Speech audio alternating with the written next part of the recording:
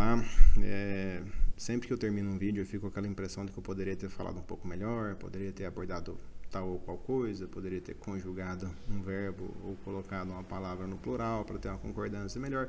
Mas, foi como eu disse no segundo vídeo, eu não vou ficar me atinando com esses pormenores sob pena de ficar travado.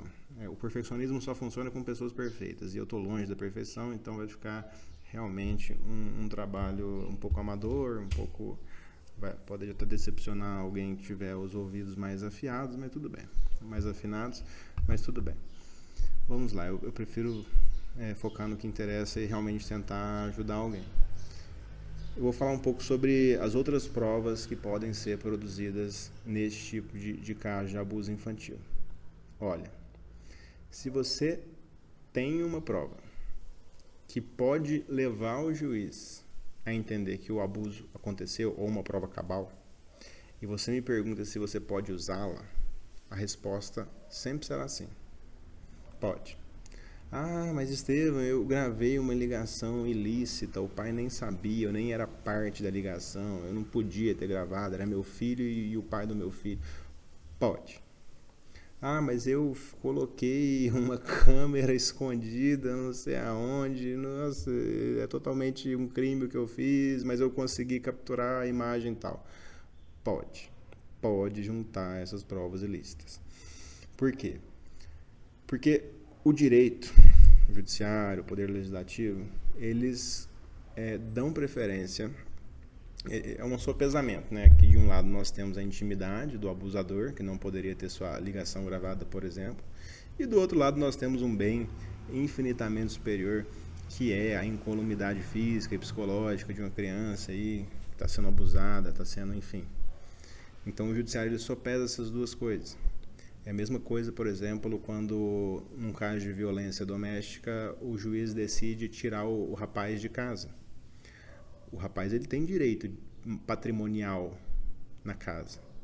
Só que entre o direito patrimônio versus vida, o patrimônio está abaixo e a vida está acima. Então é mais ou menos isso, é sopesar os bens que nós estamos falando. Então estamos falando aqui de uma criança sendo abusada e a possibilidade de cessar isso versus a intimidade de um estuprador. Então assim, o judiciário não é bobo, o juiz não é bobo. Essas provas serão aceitas. Então, sempre você me perguntar, e de fato a prova foi idônea para esse tipo de coisa, a resposta será sim. Não fiquem, porém, bitolados para sair gravando qualquer coisa sobre qualquer aspecto de, nem sei se está acontecendo, então vou começar a gravar para ver se algo acontece. Isso aí você já está ferindo o direito à intimidade, você tem que ter no mínimo indícios de que algo está acontecendo, tá? Não façam loucuras, apesar de que quem for fazer esse tipo de loucura fará com o eu advertindo ou não, né? Então, minha parte é a jurídica de falar para vocês não fazerem, mas não façam isso. Mas se fizerem, a responsabilidade não é minha. Então, vamos lá. Então, imaginemos aqui que o seu filho está com um comportamento estranho.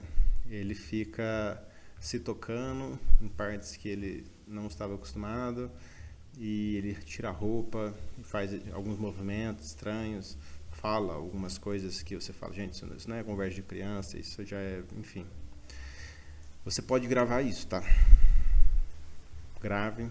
Antes de entrar no judiciário, mostre para o psicólogo, para o pediatra, peça uma opinião realmente técnica. Pode ser algo, pode ser um nada, pode ser que a criança ficou o dia inteiro entubada na televisão, não teve o mínimo de estímulo durante o dia. É a criança com a pilha com 90% de bateria, que não fez nada, que não tem estímulo nenhum. E aí a única coisa que ela consegue para gerar um pouco de estímulo é colocar a mão nos órgãos, colocar a mão no bumbum. Só que isso aí não é decorrência de abuso. Talvez negligência, né, do pai que deixa a criança 90% do dia vendo telas. Mas é interessante que vocês falem com alguém que tem conhecimento. É normal criança colocar dedo, enfim, nas coisas, nas partes, ficar mexendo. Também tem a fase da descoberta, né? Aí 1 ano, 2 anos, 3 anos, ainda está descobrindo o próprio corpo, descobrindo as diferenças entre os corpos. Então, assim, vocês têm que saber bem o que vocês estão falando. Aí é a importância de gravar.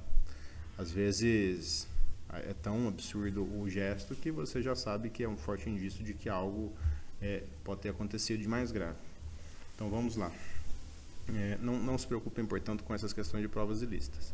E sempre que possível, mostrem a um profissional da área, da psicologia, da pediatria, ou um próprio advogado já especialista nesse tema, que já tenha tido acesso a casos nesse sentido, ou algum policial que seja especialista em IML, corpo de delito, essas coisas. Temos policiais especializados em questões de pedofilia também, então contar sempre com o apoio desses profissionais. Uma coisa também que vocês podem gravar é a conversa com os filhos de vocês. Então, a criança chega falando algo estranho, e aí você põe um gravador lá, não fala nada, e começa... Aqui é a minha sugestão, tá? Sempre deixa a criança falar. Não induza nada. Se ela ficar quieta, dá o tempo dela de quietude, porque se você induz, você arruína toda a sua gravação. Às vezes a criança chega e fala que o pai fez alguma coisa. Aí você já fala, o que seu pai fez de ruim? Você já induziu que é algo ruim. Aí a criança vai e conta, me deu uma bronca. Por que seu pai te deu uma bronca? Eu fiz tal coisa.